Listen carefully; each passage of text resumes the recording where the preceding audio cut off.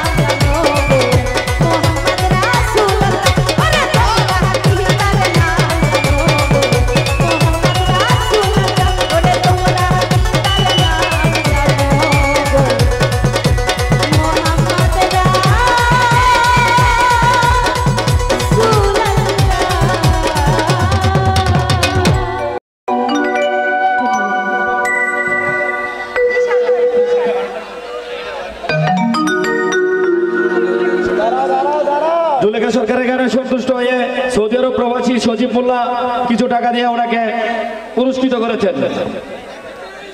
জালাল মাইকের বাইরে, মাইকের সাউন্ড একটু ঠিক করো, বাইরে।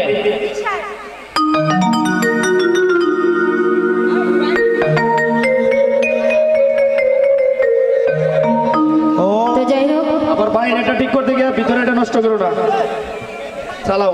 হ্যালো ভাই স্টেজে চা পাঠায়েন। এদিকে যারা আছেন সবার কাছে আমার বিনীত অনুরোধ, আপনারা জায়গাটা আছেন এখানে থেকে যতটুকু গান শুনেন, আমাদের জায়গা স্বল্পতার কারণে আমি আবার আপনাদের কাছে ক্ষমা চেয়ে নিচ্ছি।